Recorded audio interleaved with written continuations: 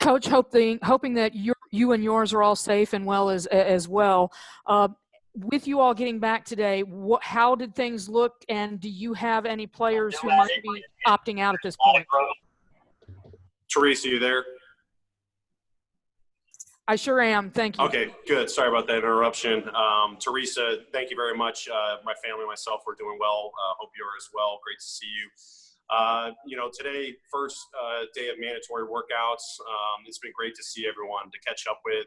Obviously, over the last, 3 months or so, been spending a lot of time virtually, as I can imagine many are, talking with our coaching staff, on a routine basis, getting together with our team on a routine basis as much as we can, and then also one-on-ones with players. So really, doing a lot of conversations there, but now to be back in the building, to see everyone up close. I know our guys have been putting in a lot of work over the last couple of months to stay ready, obviously, for this opportunity, not knowing when it was going to come, but constantly staying ready. I think everyone's excited. We're starting to feel that excitement about, games that are ahead of us. Obviously our departure date to Orlando coming up very soon. But just to be back in the building with our teammates, our staff members, I think it's a special day. I mean, we've been fortunate where when we were allowed to be in our building on a voluntary basis, a good majority of our team was here, putting in the work, and guys that weren't were working, obviously spending time with their family and doing what's best to be closer to family during these times. But a lot of credit to our staff as well, having to get creative and adapt, creating a functional environment, given all the league protocols to make sure it's a safe environment. Can say that it is, and our guys are really taking advantage of this opportunity. And then, to my knowledge, we fully expect everyone to participate in Orlando. So I know everyone's excited about this opportunity ahead, and ready to get geared up. And then, when we can formally be together as a team and start practicing, I know everyone's excited about that next step. All right, next, Megan Rice. Hey, Coach, how you doing? Good, Megan. How are you? Doing good. Kind of along those lines, I know before the break, hiatus, whatever you want to call it, Jaren, Justice, Brandon, they were all really close to returning. How do they look just health-wise? And along with that, are they going to be full go the second this starts? Then, in addition to that, is Grayson going to be planning on playing as well? Yeah, when it comes to Justice, BC, and JJ, those guys are looking good. They're feeling good. Obviously all the work that they've been putting in over the last couple of months, in partnership with our performance team mainly, since, we, for a good bit there, we didn't have access to gyms. Those guys were diligent about their work, committed. We spent so much time on that since we really didn't have any hoops. And then once they were allowed to come back into our facilities, they've been just committed every day, every week, coming in on a voluntary basis to make sure that they're healthy. Obviously, once we get to Orlando, we can actually, for the first time, do 5-on-5 group workouts and practices and scrimmages. We'll have a better feel, but all indications are those guys are in a good spot and will be ready to go. And then Grayson, tons of credit to Grayson. He's been on a long plan since this hiatus. He's progressing really, really well, feeling good. Looking good. Obviously, one of his biggest steps will be getting back into 5-on-5, as is the case is with all of our guys, but especially in his case, coming back from his injury, I think he'll be in a good spot as well. But we'll obviously know a lot more when we get into a 5-on-5 setting down in Orlando. Cassie Carlson. Hey, Coach. First off, just wondering if anyone, player or staff, has tested positive, and then also if you have any concerns with the bubble down in Orlando. Thank you for that question, Cassie. I would say it's been our philosophy and stand since this all began that we're not releasing any information when it comes to COVID testing. But I can't say all of our guys are following the testing protocols. Obviously, they've rapidly been changing and been very unique. As I said, guys are having to adapt. The same thing can be said for our staff as well. But credit to our team. Everyone's following those protocols, and they've fitted this arena out to be a very safe environment, especially for our testing protocols. And then, when it comes to the bubble, obviously it's going to be very unique. There's knowns and then there's unknowns right now. But I definitely think a lot of credit should be put into the hands of our league office and our Players Association, even our GM, Zach, and all the GMs working together hand in hand and trying to put a safe environment together down in Orlando. It's definitely going to be unique, but, we definitely have the utmost faith that they've taken every step possible with all the conversations that they've been having with health experts and scientists and, lead experts in this field to really understand how we're going to create a safe environment for all parties going to Orlando. Definitely feel very comfortable knowing that there are going to be unique circumstances, and you can't probably minimize and eliminate all the risk involved, but to the best of their abilities, I think they've put forward a great plan, and I definitely feel safe. All right, Anthony Sang. What's going on, Coach? What's going on, Anthony? How you doing? Not much at all. Quick question for you. A lot of people are kind of counting you guys out, saying that, whether it be the Pelicans or the Blazers, it's just a matter of time before they pass you guys. How are the guys dealing with that distraction, or are they using it as a motivation? I'd say our guys aren't looking at it as a distraction or motivation. We're just focused on, what we have ahead of us. I think our guys, I'll probably be a little repetitive, are very excited about this opportunity. We're a team that has proven all season long you can't count us out. We put ourselves with our body of work in a prime position with a 3.5 game lead. We know we have to continue to go out there and earn the right to play in the playoffs. But I think our guys are really just focused on getting back to the high level of basketball that we've been playing up to this point in the season, reestablishing our standards, focusing on our habits, not letting any outside distractions come in to, play when it comes to what we're doing every single day when we get to Orlando. So when I've talked to all the guys, they're super motivated just to get back together, continue to build on that great team chemistry that we have, get back to playing some really high level, meaningful basketball games. And know that we're in a great position. We got to go out and earn it. Our schedule is definitely tough, but irregardless of who we have to play, as long as we go out there and play the competitive style that we do, the unselfish style that we play, I think we're going to be very happy with our performance down there. That's all we're focused on, and that's what we expect of ourselves. Evan Barnes. Taylor, good seeing you. Justice Winslow talked about just kind of, how he's been involved with some of the protests when he was in Houston. And I'm just curious, kind of what have those conversations been with you guys as a team with what's been going on in the country lately with not just racial justice, but obviously police brutality and those issues right now? Yeah, Evan, great to see you as well. I've had great conversations individually with our players, staff included, and then also with our team as well. We've held some roundtables amongst our team. I won't necessarily get into all the finer details of that, but I definitely think it's been a safe forum where we're creating an environment where our guys can share a lot of their experiences and thoughts on what's going on in our country right now. And as an organization, as a team, really trying to identify what are those actionable steps. We're spending a lot of time right now, as I said, talking internally, but also talking externally, and really identifying ways that we as individuals, but also at the end of the day as a team, can really get out to our community here in Memphis and make a change.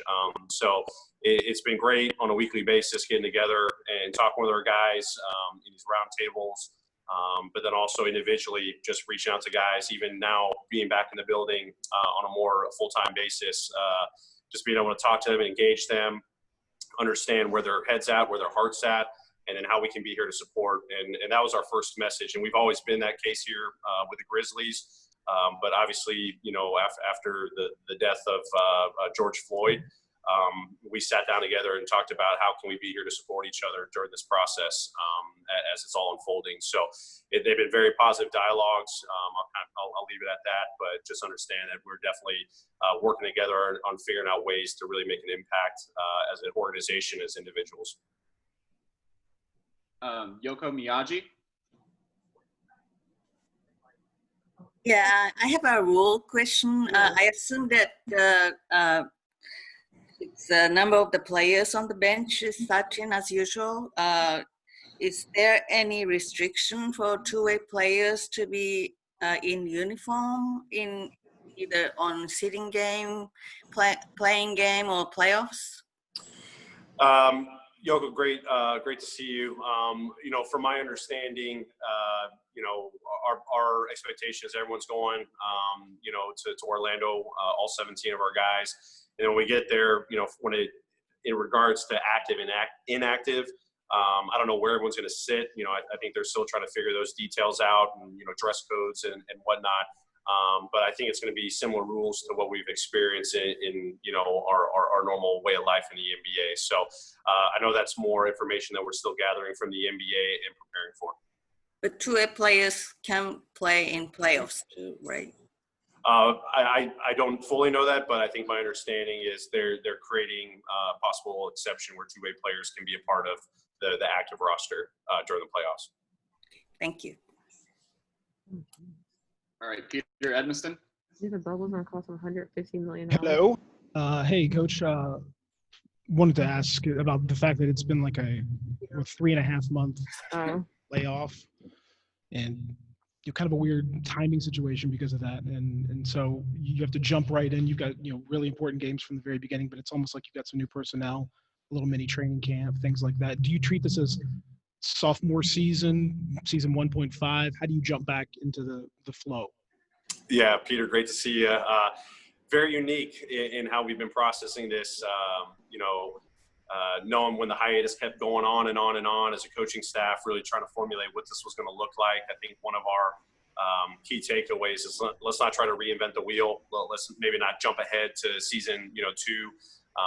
Kind of use your phrase, maybe it's a 1.5 where hopefully, knowing the work that our guys have been putting in, knowing how we're going to structure our training schedules when we get to Orlando, knowing that there are going to be, tight windows and flexible schedules. It's not going to be a consistent, schedule throughout.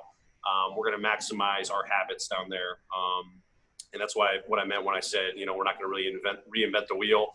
We're going to try to get our guys back into their comfort zone with, how we've trained and from the schemes offensively and defensively. One of the biggest things is just getting back to playing 5-on-5 and trying to pick up where the chemistry left off.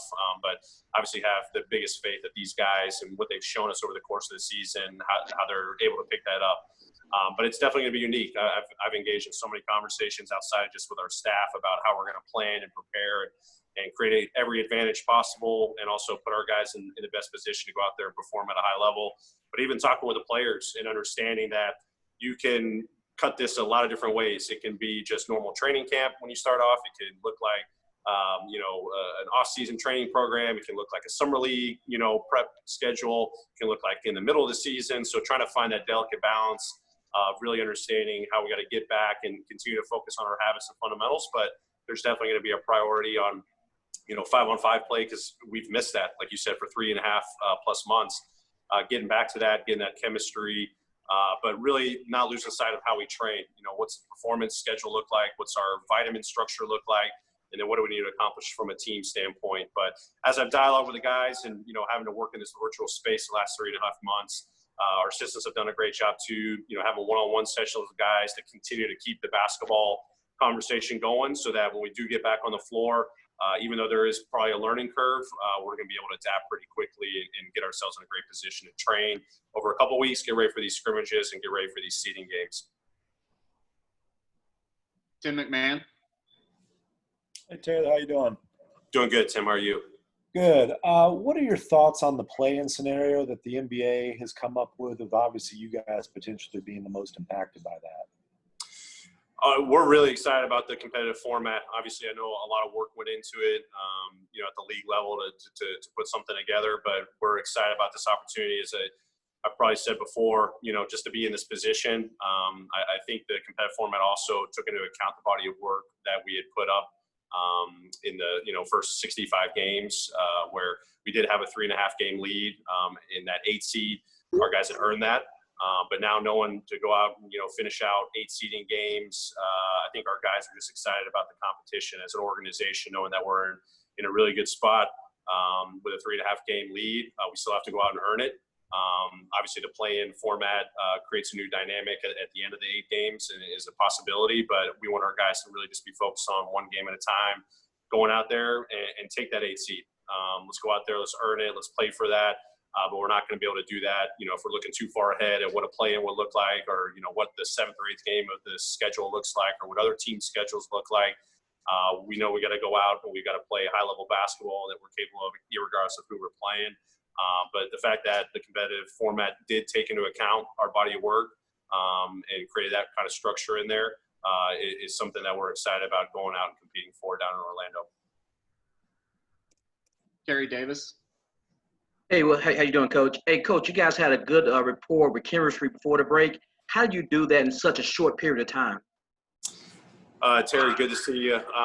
You know, it's organic, honestly. You know, obviously as a coaching staff, you know, when we build out our practice schedule and training schedule, you know, there can be an influence there. But a lot of credit when you talk about the chemistry, I've said it all along, the chemistry that these guys have outside of the court, how much they've stayed interactive with each other.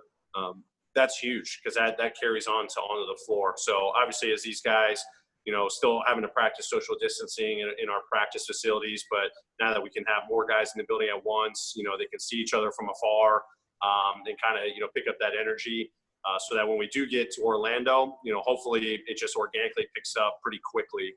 But I do think, you know, some of our training structure, obviously the playing, environment that we're gonna have to create while we train is gonna be very important. But we're also big believers of what we do as a team outside of our practice schedule.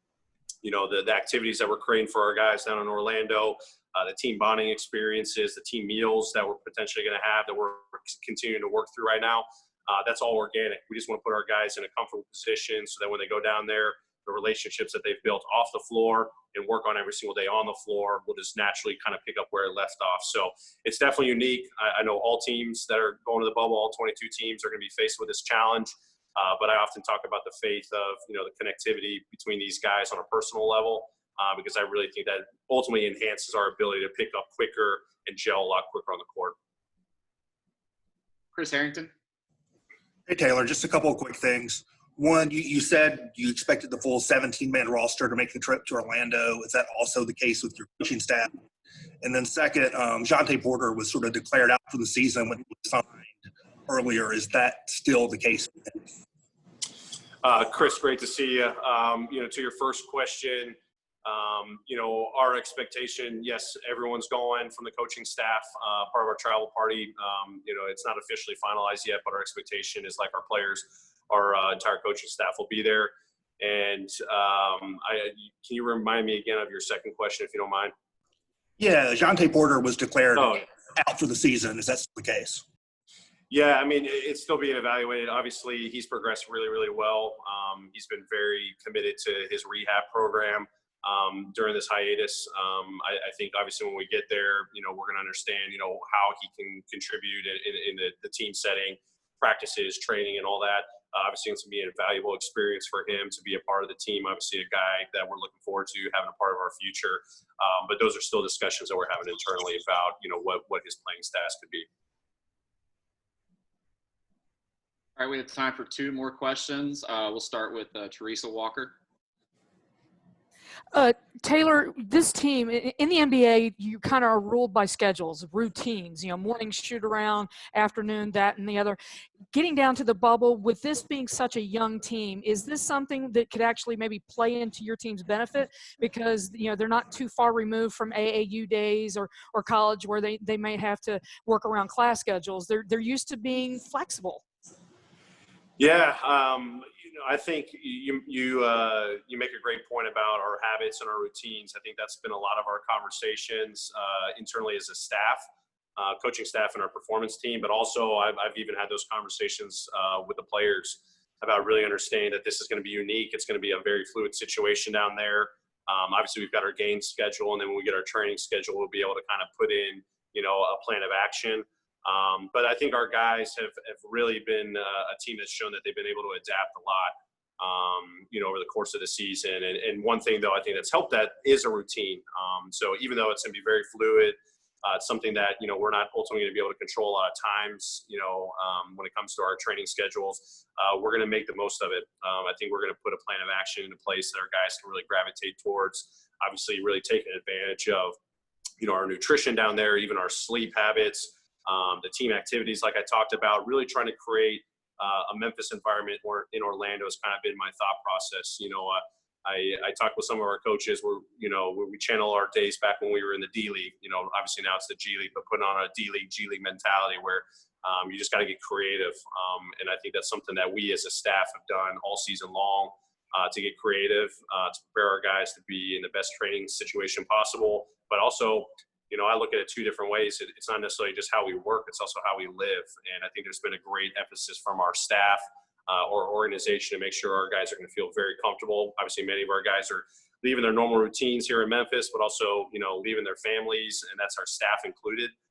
So we want to make sure our players and our staff are in the best position possible, that even though our routines might be like this a little bit, that we can find some consistency throughout, so that there's that comfort zone and there's that confidence in how we're going to work and how we're going to live, and that'll prepare us for July 31st.